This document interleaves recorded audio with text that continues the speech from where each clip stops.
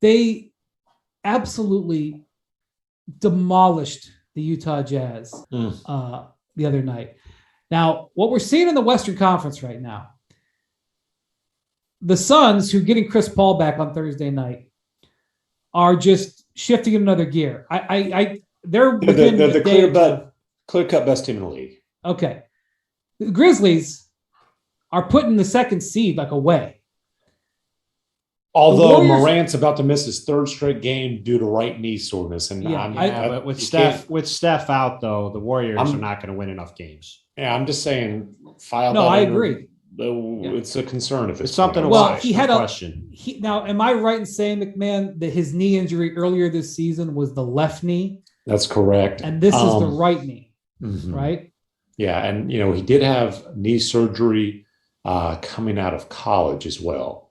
Remember he missed summer league because of knee surgery, and I am scrambling to double check which knee that was. All right.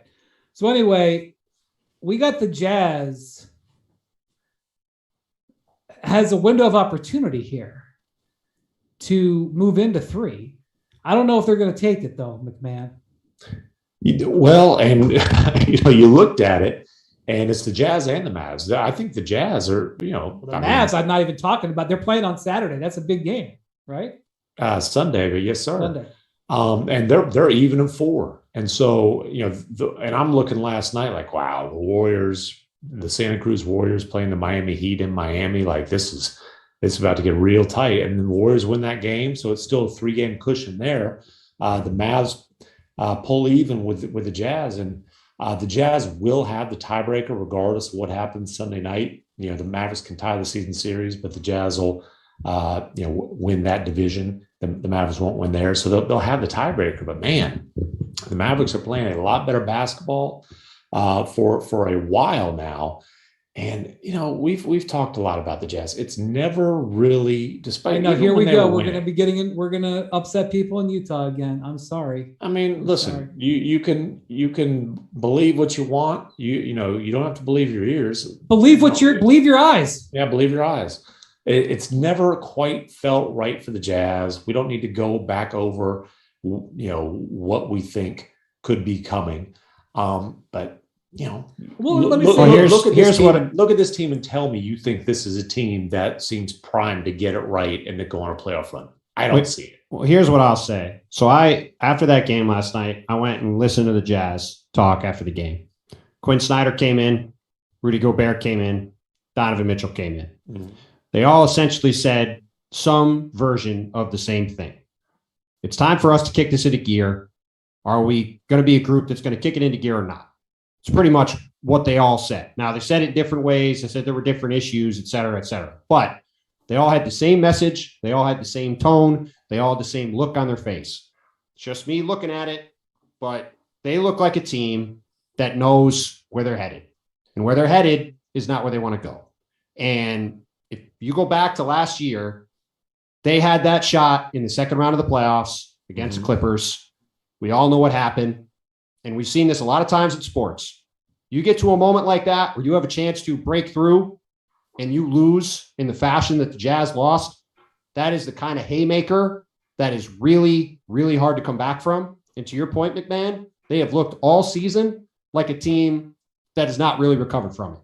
And losing Joe Ingles, even though he wasn't playing especially well, losing Joe Ingles, their second unit, they'd have Gobert and Conley, the way their rotation worked, play with the second unit. They used to just absolutely kill teams. Yep. It hadn't been the same without Ingles. There's concern about Conley. He hadn't really played well for a while now. There's been a little, blip here, blip there, but for the whole, he hadn't played well for a while. And then, Rudy said it. It's the same things.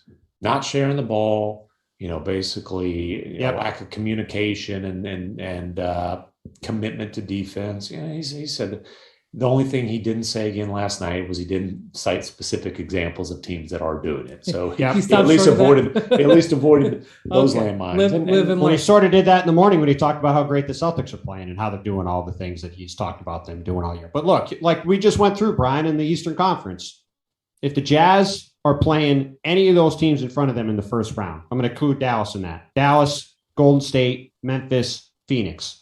Let's Denver. I'm even going to go Denver. Put Denver in there too. Say everybody's healthy, reasonably healthy. Are you picking them to beat any of those teams? Nope. I would say maybe Denver, maybe, but I wouldn't pick them to beat any of the other four. So that more than likely means they're losing in the first round. And like you said, we don't need to get into it, but if they lose in the first round, this ain't a team that's going to stand pat. They have the ability to put things together and look really, really good. And so I'm leaving it open that they can do that. But we just haven't seen that consistently this year. And they haven't closed games well either. What seed were they last year? What seed were they? They were the best record. They were the best team in the league. Right. Okay. How this can you not? This ain't last year's team though. It's not. Okay. So then there's something else that happened. So Mark Stein of his Substack comes out and writes that Quinn Snyder could be an option for the Lakers this next offseason. Now, I have not heard that, but it has definitely been discussed out there that Quinn Snyder might not be long for the Jazz. And part of the reason is because Quinn Snyder, to our knowledge, sometimes these things happen and they're not announced, so I don't want to be clear, but to our knowledge, has not extended his contract. All these coaches who have been very successful out there are getting contract extensions, as you'd expect, as a normal course of business. We just saw Michael Malone this week get a contract extension. Mm-hmm. Earlier this season, James Jones got a contract extension in Phoenix. I would expect that before next season begins, Monty Williams will have a contract extension. Frank Vogel got a contract extension. Okay, they have not extended. Yeah, I mean, Vogel technically did. I understand that. I'm just saying he got it. Okay. Thanks for watching ESPN on YouTube. For live streaming sports and premium content, subscribe to ESPN Plus.